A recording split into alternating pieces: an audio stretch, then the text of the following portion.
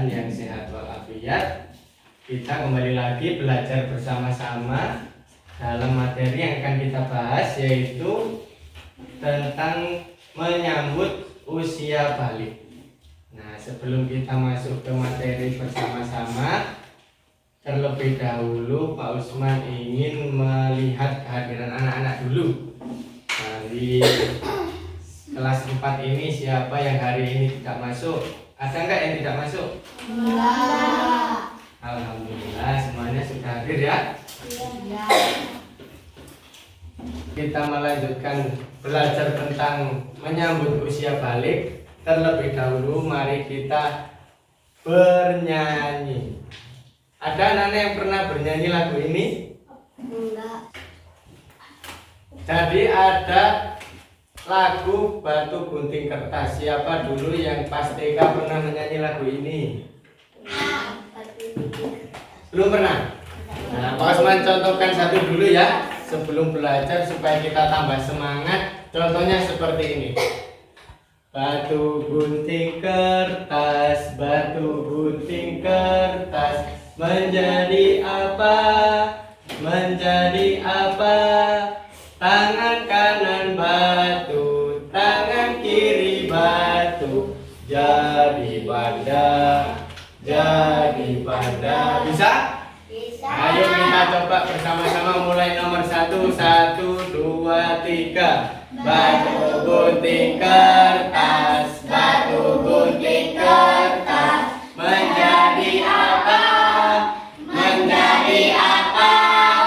Tangan kanan batu, tangan kiri batu, jadi banda, jadi banda. Terus nomor 2. Batu gunting kertas, batu gunting kertas, menjadi apa? Menjadi apa? Tangan kanan batu, tangan kiri gunting, jadi siput, jadi siput. Lanjut. Batu gunting kertas, batu gunting kertas, menjadi apa? Menjadi apa?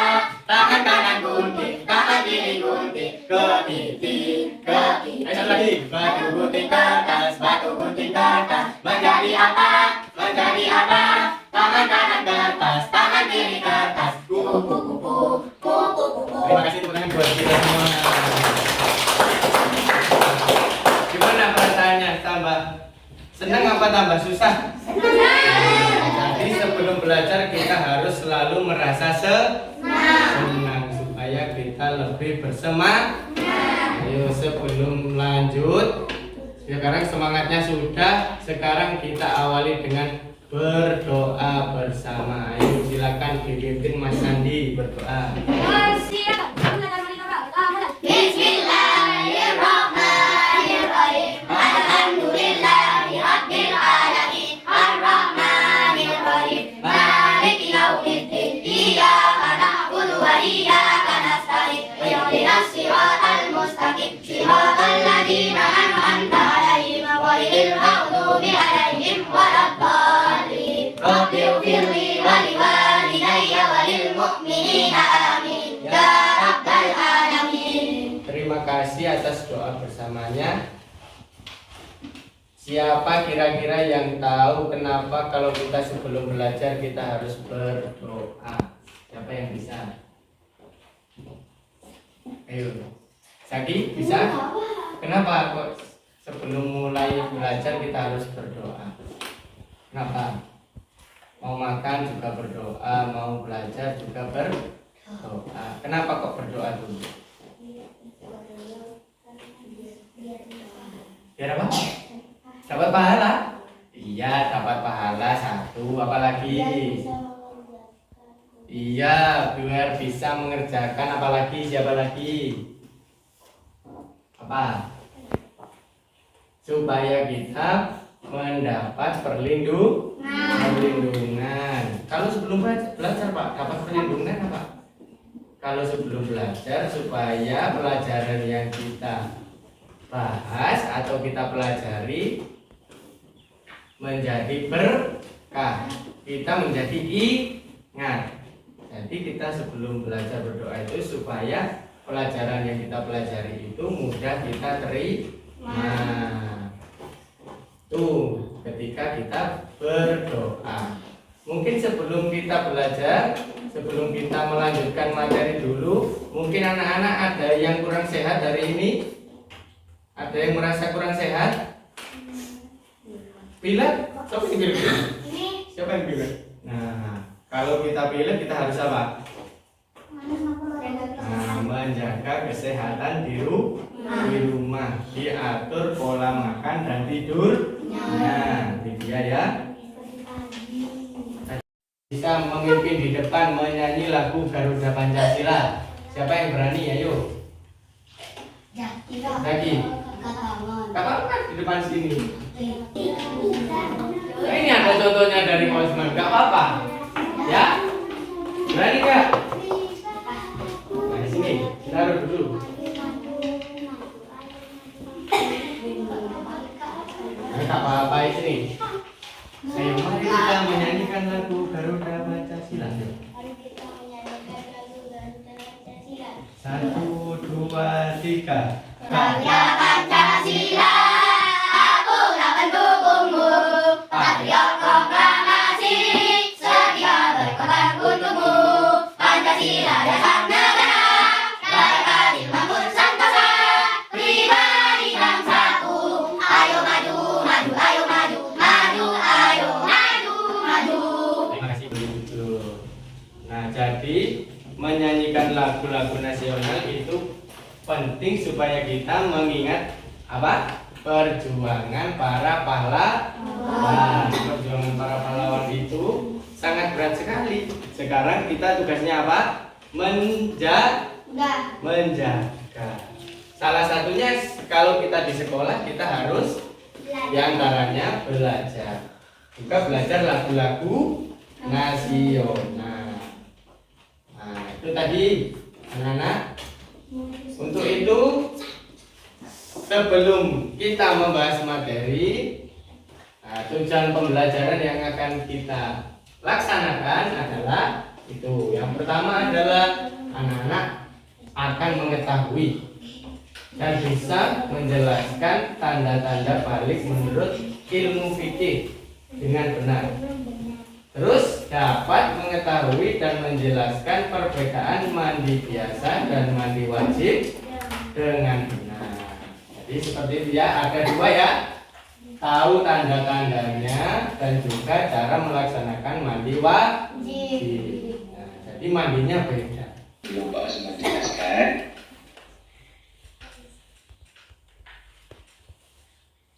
Coba anak perhatikan terlebih dahulu gambar berikut ini. Kira-kira anak-anak sudah pada tahap yang mana?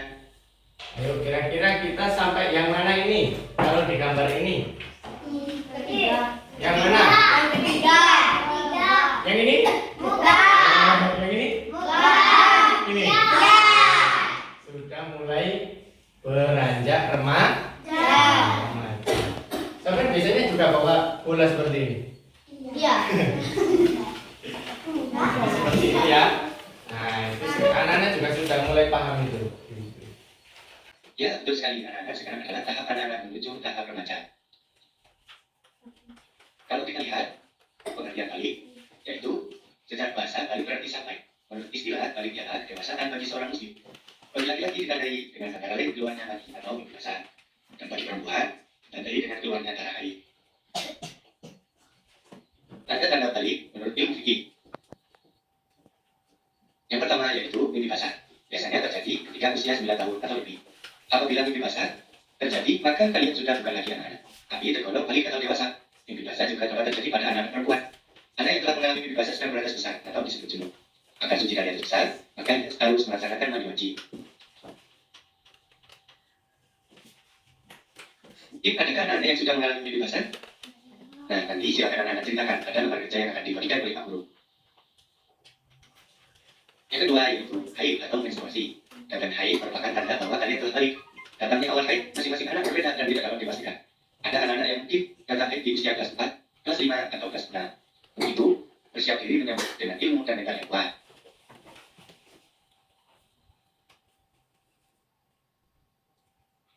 Mungkin adakah anak-anak yang sedang mengalami haid? Nah, nanti silakan diceritakan pada KBT yang akan Pak Guru bagikan. Yang ketiga, menurut ilmu fikih yaitu adalah berusia 15 tahun. Sempurna berumur 15 tahun bagi anak laki-laki dan perempuan dengan berdasar kalender hijriah. Ingat ya anak, perhitungannya adalah kalender hijriah. Anak laki-laki dan perempuan yang sudah mencapai usia 15 tahun, yang telah masuk usia balik meskipun tidak mengalami tanda-tanda balik lainnya yang sudah kita pelajari pada awal tadi. Di antara kewajiban mandi yang harus dilaksanakan yaitu mandi besar ketika anak-anak telah balik atau mengalami tanda-tanda balik tadi, yaitu niatnya nawaitu ghusla li raf'il hadathil akbari fardhillah ta'ala.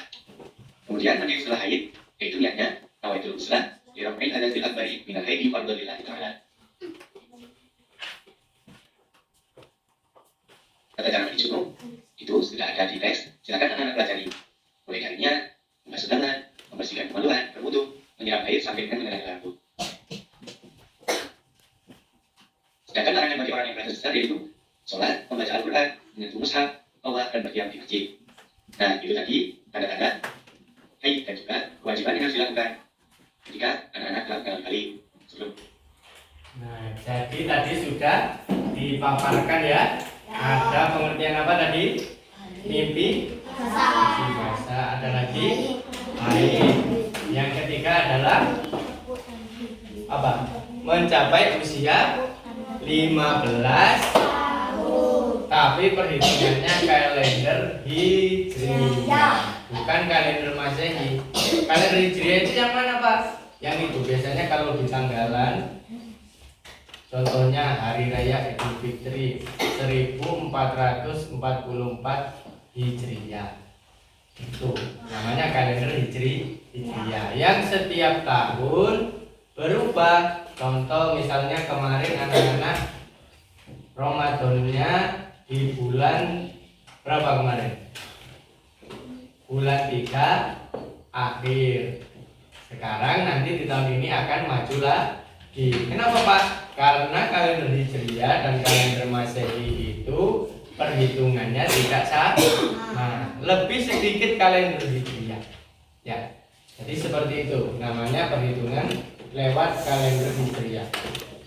Di sini Pak Osman ada kertas, nanti maju ambil satu persatu untuk menentukan anggota kelompoknya. Pak Osman harap tidak berebut tapi mengikuti kertas yang ada di sini. Nanti misalnya Zaki dapat nomor 1, berarti nanti kumpul dengan teman yang nomor 1. Tidak boleh memilih temannya semua sama. Ya, temannya semua sama. Apa? Ada unsur 3. Nanti dibagi menjadi 3. Ambil 1, ya. Terus bisa. Nanti bukanya. Bisa. Nanti bukanya terus. Ayo Sandi. Terus Farel. Terus siapa lagi yang belum? Ya. Terus siapa yang belum? Ya. Terus siapa? Bisa. Oh ya. Terus Mila ya. Ya Sandi. Bisa. Terus siapa lagi? Ini. Belum. Berapa maju? Terus siapa itu? Malika. Bisa.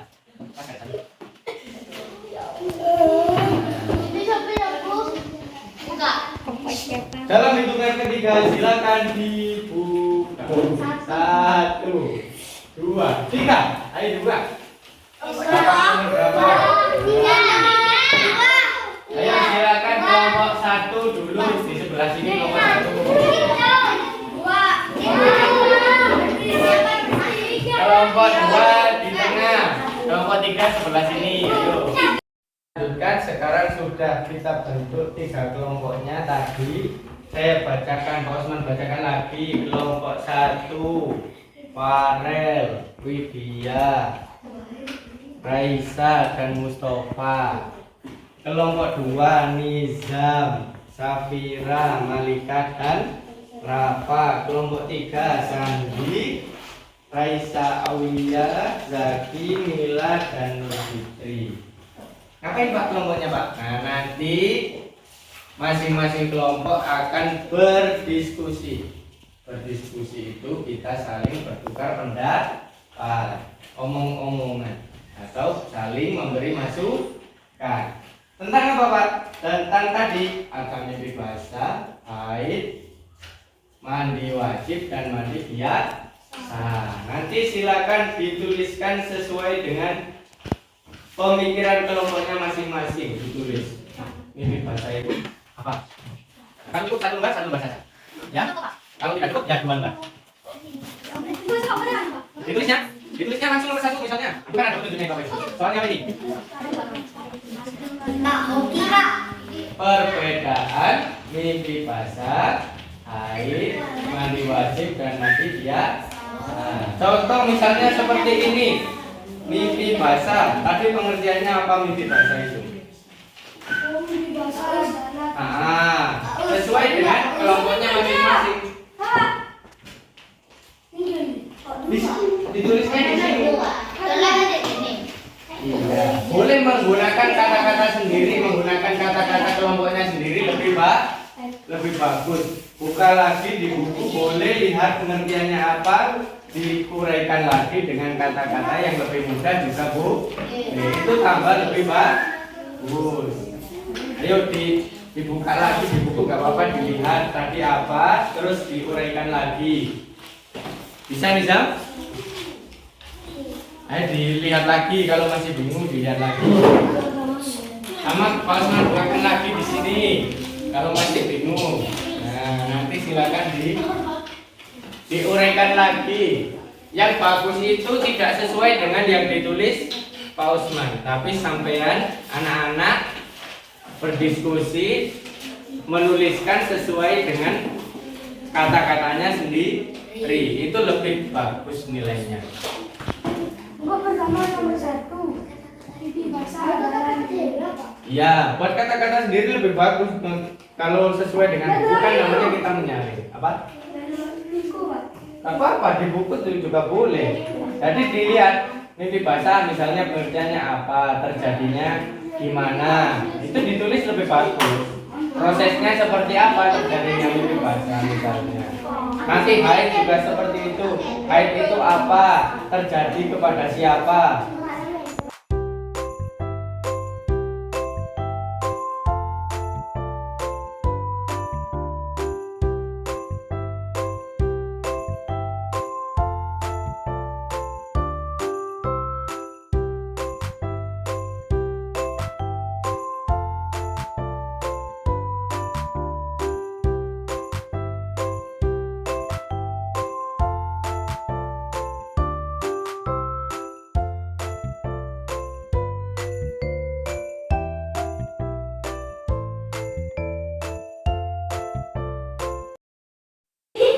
Siapa yang berani? Tidak usah tunjuk.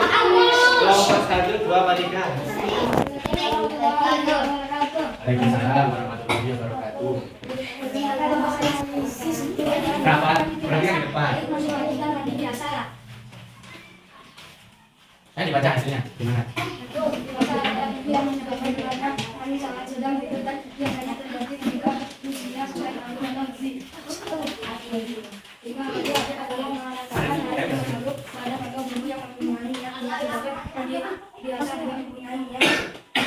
Darah keluar dalam waktu kurang dari 24 jam. Darah keluar dalam waktu lebih dari 15 hari 15 malam. Darah keluar sebelum 15 hari dari masa suci haid sebelumnya. Assalamualaikum warahmatullahi wabarakatuh. Waalaikumsalam warahmatullahi wabarakatuh.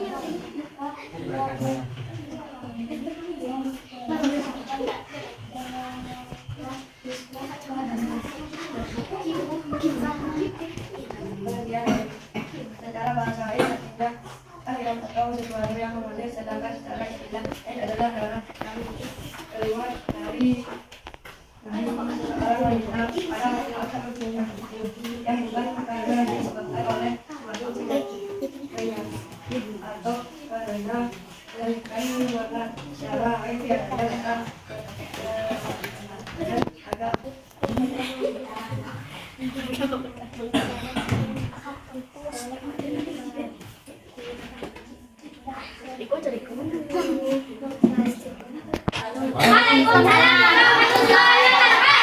Tepuk tangan untuk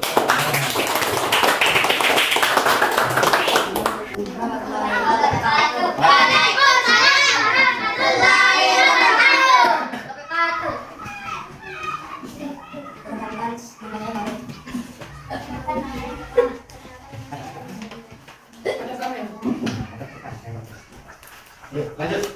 Mimpi basah adalah mimpi yang menyebabkan kehilangan kami alami saat sedang tidur.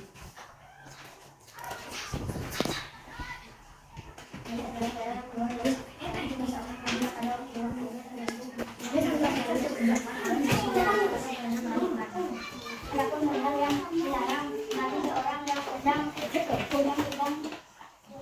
antara lain antara dua bahwa memiliki Ka'bah, tiga kita berdiam diri di masjid dengan tujuannya untuk melakukan ibadah hingga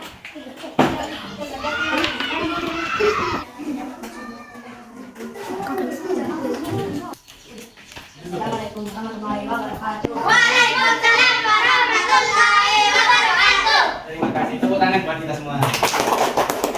Terima kasih kelompok 3 tadi sudah mengawali, kelompok 2 juga sudah, kelompok 1 juga sudah. Tadi sudah kita paparkan bersama oleh anak-anak tentang kita mengetahui perbedaan mimpi basah, haid, mandi besar dan juga mandi biasa. Kalau mimpi basah dan haid tadi bedanya apa? Siapa yang bisa? Apa bedanya mimpi basah dan haid? Ayo angkat tangan dulu. Jaki, ayo nyoba. Apa bedanya? Oh, nggak usah baca lagi. Kenapa kok masih baca lagi? Bedanya tadi apa? Sudah dibaca tadi apa? Apa Pak El? Mimpi basah adalah mimpi yang menyebabkan keluarnya mani alami saat sedang tidur. Iya, boleh. Kalau haidnya apa? Apa? Jaki? Adalah aliran atau sesuatu yang mengalir atau darah yang keluar dari seorang wanita pada waktu tertentu. Iya, kalau haid itu berarti kalau haid itu darah yang keluar dari rahim wanita. Kalau laki-laki ada nggak? Nggak, tidak. Nah, itu bedanya. Kalau mimpi basah itu terjadi tadi disebutkan bisa laki-laki bisa juga perempuan. Nah, kalau haid hanya terjadi pada perempuan. Jadi laki-laki terjadi apa tidak? Tidak. Jadi bedanya kalau haid itu khusus untuk anak perempuan. Nah ini perempuan-perempuan ini ya. Nah, makanya kita tadi persiapan dulu, tahu juga tanda-tandanya. Terus yang selanjutnya tadi ada lagi apa? Mandi wajib dan mandi biasa. Apa mandi wajib tadi? Bedanya dengan mandi biasa. Siapa yang bisa? Siapa yang berani? Ayo. Mandi biasa tidak Apa lagi? Mandi biasa kenapa? Tidak memakai niat. Ya, kalau mandi biasa itu langsung mandi. Kalau nggak pakai niat boleh nggak? Enggak. Boleh. Tapi niatnya tidak wajib. Kalau mandi wajib, niatnya wajib dibacakan atau disebutkan ketika mau mandi wajib. Terus apa lagi bedanya? Kalau mandi biasa dan mandi wajib berapa? Apa bedanya? Mandi wajib dan mandi biasa tadi apa bedanya? Harus ada apanya? Kalau mandi wajib harus apa? Ada niatnya. Ada niatnya. Terus membasuhnya harus seluruh tuh. Ya, mulai atas ini sampai ujung kaki harus dibasuh dengan bersih. Apalagi sebelum itu wajib membersihkan kemaluannya dulu. Jadi itu kesimpulannya untuk mandi wajib dan mandi biasa juga apa? Mimpi basah dan haid. Kira-kira anak-anak sudah paham apa belum untuk mimpi basah? Sudah apa belum? Kalau haid tadi gimana? Kira-kira nanti kalau yang perempuan khususnya, kalau ada tanda-tanda seperti yang tadi, kira-kira gimana? Paham apa tidak? Ya, jadi nanti seperti itu ya tanda-tandanya ya. Nah, kita sudah bersama-sama tadi membahas juga, sudah kita simpulkan bersama-sama mengenai mimpi basah, haid, dan juga mandi wajib dan mandi biasa. Nah, itu anak-anak pembelajaran kita hari ini dengan diskusi kelompok tadi. Pak Usman harapkan nanti anak-anak kalau masih ada yang masih belum menguasai dengan baik bisa bertanya kepada teman-temannya. Boleh. Nah, nanti akan Pak Usman kasih ini ada mengerjakan soal. Nanti Pak Usman kirimkan ke nomor WA yang ada di grup kelas 4. Nanti anak-anak isi ketika sampai di rumah. Nanti modelnya seperti ini. Nah, dilihat di depan itu nanti biar tahu ya sebelum Pak Usman nanti kirimkan. Nanti ada soal-soal dikerjakan di rumah. Nanti hasilnya akan Pak Usman bagikan. Baik anak-anak, untuk kegiatan kita di pagi hari ini Pak Usman cukupkan untuk kegiatan kita. Tadi sudah kita simpulkan bersama-sama mengenai kegiatan kita pada hari ini. Untuk akhir kegiatan pada hari ini, mari kita menyanyi bersama-sama tentang tadi tepuk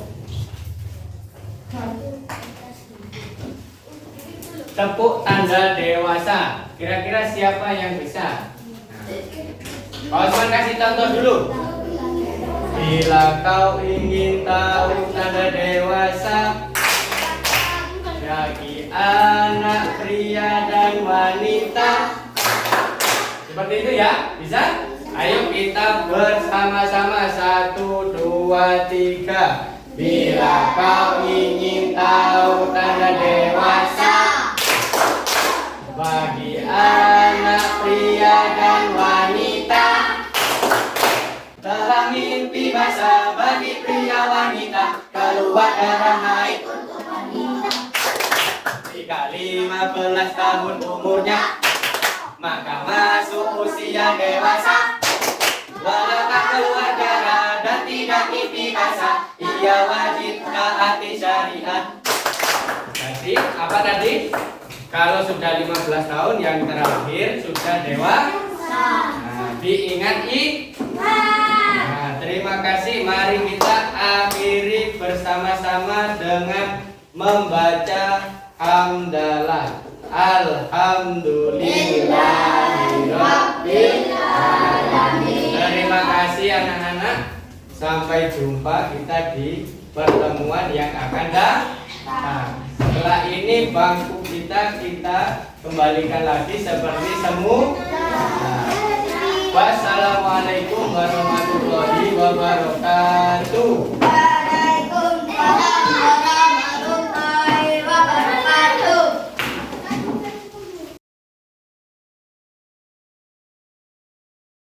Pertanyaan bisa ditanyakan. Diperhatikan terlebih dahulu ya. Kelas 9 PGSD Universitas Negeri Malang. Kalian tahu nggak sih apa itu lingkungan? Lingkungan adalah segala sesuatu yang ada di sekitar manusia dan mempengaruhi tumbuh kembangnya manusia, hewan, dan tumbuhan dalam kehidupan. Lingkungan terbagi menjadi dua, yaitu lingkungan alam dan lingkungan buatan. Yang pertama, kita akan membahas tentang lingkungan alam. Lingkungan alam adalah lingkungan yang diciptakan oleh Tuhan Yang Maha Esa dan terjadi secara alami tanpa ada campur tangan dari manusia. Berikut beberapa contoh lingkungan alam: gunung, air terjun, hutan, sungai, dan pantai.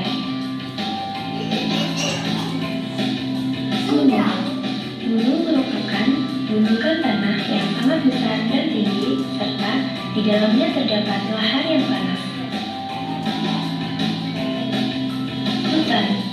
Hutan merupakan lahan yang sangat luas dengan berbagai macam pohon, tumbuhan, hewan, serta makhluk hidup lainnya. Air terjun merupakan lokasi aliran air yang jatuh dari ketinggian tertentu sehingga menyebabkan genangan air yang sangat banyak dan akan mengalir di sungai. Selanjutnya, sungai merupakan aliran air yang berkumpul dan mengalir secara alami dari permukaan tinggi menuju permukaan rendah dan akan bermuara atau berakhir di laut. Dan yang terakhir adalah pantai. Pantai merupakan bentuk geografis yang terdiri dari pasir, terdapat pada pesisir laut dan merupakan pembatas antara lautan dan daratan. Nah, itu tadi merupakan penjelasan dari lingkungan alam. Selanjutnya, kita akan membahas tentang lingkungan buatan. Lingkungan buatan adalah lingkungan yang berada di sekitar manusia dan merupakan buatan dari manusia itu sendiri. Berikut beberapa contoh lingkungan buatan: sawah, taman, jalan raya, dan perumahan. Pertama, sawah. Sawah merupakan ekosistem buatan yang berpetak-petak dan dibatasi oleh pematang sawah atau biasa disebut galengan. Yang kedua, taman. Taman merupakan sebuah area atau sebidang tanah yang ditanami berbagai tumbuhan dan diberikan beberapa komponen tambahan yang bermanfaat bagi manusia. Selanjutnya, jalan raya. Jalan raya merupakan suatu jalur yang menghubungkan satu daerah dengan daerah lainnya. Jalan raya sebagai tempat lalu lalangnya transportasi darat seperti motor, mobil, sepeda, dan lain-lain. Dan yang terakhir adalah perumahan. Perumahan merupakan lingkungan yang terdiri dari sekelompok rumah dan berfungsi sebagai lingkungan tempat tinggal atau hunian yang dilengkapi dengan sarana dan prasarana. Nah, itu tadi pembahasan mengenai lingkungan alam dan lingkungan buatan. Adik-adik pastinya sudah tahu kan sekarang yang dimaksud dengan lingkungan alam dan lingkungan buatan? Yang diputarkan tadi apa? Alam. Lingkungan alam.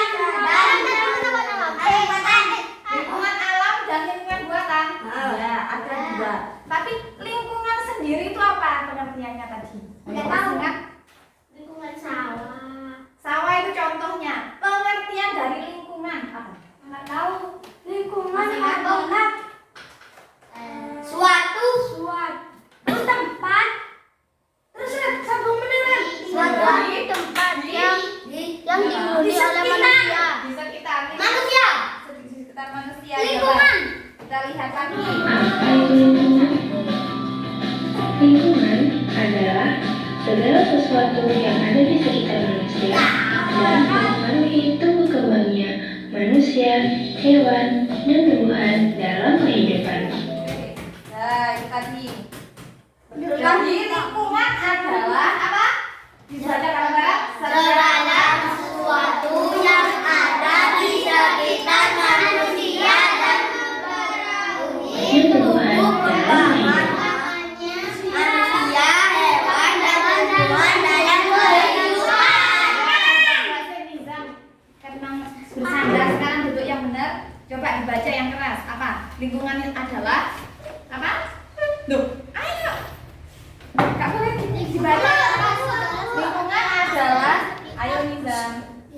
Loh, aku Aku dulu, aku dulu. Ayo, yang keras. Aku Loh, dulu. izin. Ayo, Safira, baca. Dari lingkungan dulu. Ya, lingkungan adalah Lingkungan adalah segala sesuatu yang ada di sekitar manusia dan mempengaruhi tumbuhan, tumbuh kembang. kembangnya manusia, hewan, dan tumbuhan dalam kehidupan. Ya, jadi itu pengertian lingkungan itu. Lingkungan adalah segala sesuatu yang ada di sekitar manusia dan mempengaruhi tumbuh kembang, tumbuhan, hewan, dan manusia dalam kehidupan. Ya, terus kemudian tadi lingkungan dibagi jadi berapa? Lingkungan terbagi menjadi dua, yaitu Lingkungan dibagi jadi dua. Lingkungan apa dan apa? Lingkungan buatan dan lingkungan alam. Manila. Anjing. Lingkungan alam dan lingkungan dan lingkungan bu. buatan. Coba para ulangi, lingkungan ada dua, apa saja? alam dan buatan. Ya, lingkungan ada dua, lingkungan alam dan lingkungan buatan. Coba.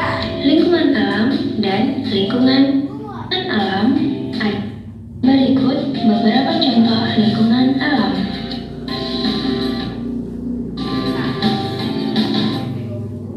Nah, tadi contoh lingkungan alam apa saja? Ada yang tahu? Air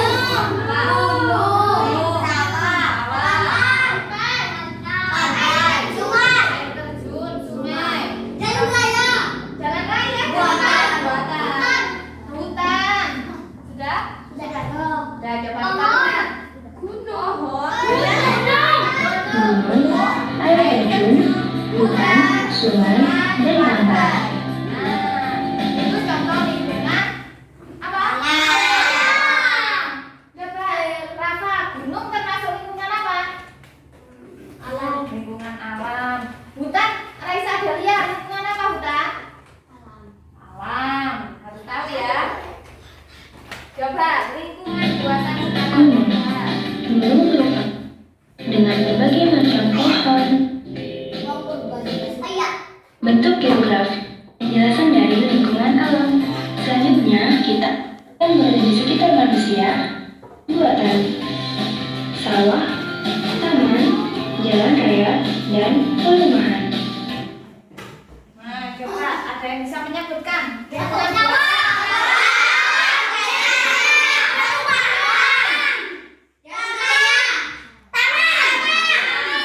Diulangi, jalan raya.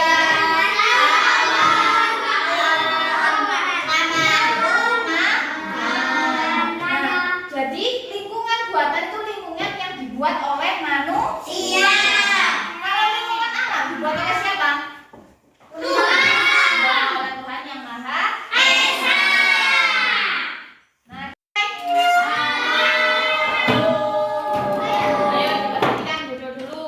Nah, dari video yang Sanan tonton tadi, kita akan membuat sebuah project. Nah, kemarin ada yang tahu P5 itu apa? Kemarin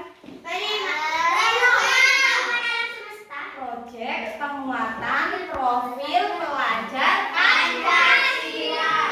Coba sebelum kita tahu projectnya yang kemarin, profil pelajar Pancasila.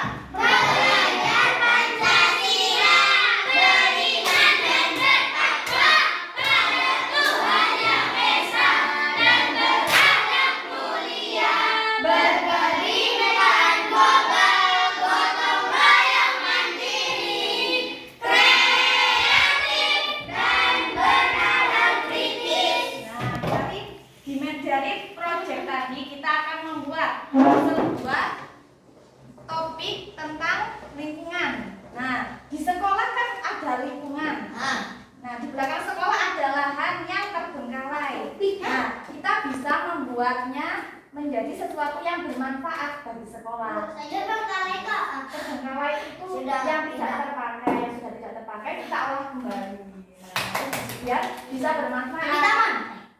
Ya, kemudian lihat lokasinya juga dekat, kita punya di belakang, di depan kita, di samping kita ada lahan kan? Nah, nanti kita bisa manfaatkan. Kapan Bu? Ada kuda, Bu. Apa?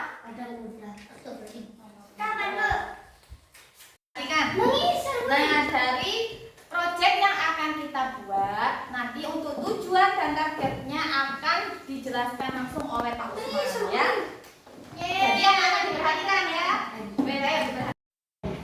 Ini ya.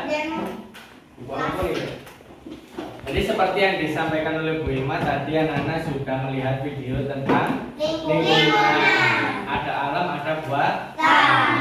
Jadi kita punya rencana sebuah proyek, yaitu namanya menanam sayur. Menanam sayur tadi termasuk kategori apa? Kategori apa? Lingkungan apa? Lingkungan buatan. Itu kan ada yang dipakai di belakang, ini di utara sekolah juga ada. Ini tidak sekarang. Nanam sayuran.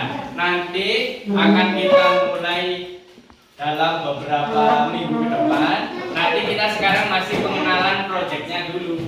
Nanti ada kita menanam sayur. Nanti tahapan-tahapannya seperti apa nanti akan kita belajar. Jadi tata caranya menanam sayur itu mulai dari awal apa, nanti kita amati sayurnya nanti. Misalnya punya farel, nanti setelah nanam bertumbuh enggak, nanti diamati setiap hari, disiram juga nanti untuk mengetahui pertumbuhan sayur. Nah, untuk itu tujuan kita membuat proyek ini adalah untuk apa? Mengembangkan kompetensi dan karakter pelajar Pancasila melalui kegiatan kearifan lokal. Namanya menanam sayur. Poinnya apa? Dimensinya adalah 1. Bertakwa, beriman, bertakwa kepada Tuhan Yang Maha Esa dan berakhlak mulia. Kok bisa Pak beriman? Karena beriman itu ada namanya hubungan manusia dengan manusia, hubungan manusia dengan Allah, ada hubungan manusia dengan lingkungan. Caranya gimana? Merawat, menanam, itu tadi. Kalau misalnya lingkungan buatan kita berarti menanam. Kalau lingkungan yang alam Pak, contohnya hutan, gimana caranya kita? Tidak menebang pohon sembarangan. Nah, itu namanya kita menjaga juga. Yang kedua poinnya adalah bergotong. Jadi dalam menanam merawat tanaman itu juga diutamakan kita saling bergotong. Misalnya nanti Vira nggak bisa untuk menggali tanahnya, aku nggak bisa gali tanahnya, ini mau nanam gimana? Nanti yang bantuin yang laki-laki. Misalnya nanti yang laki-laki nggak bisa waktunya nanam, yang bantuin yang perempuan. Nah, itu seperti itu namanya kita saling bergotong. Dua-duanya nggak bisa. Bagian foto, bagian menyediakan air, bagian menyediakan bahannya. Semuanya kita saling membantu. Nah, jadi nanti seperti itu ya. Jadi itu sekian untuk pengenalan kita di di tahap awal ini tentang menanam sayuran.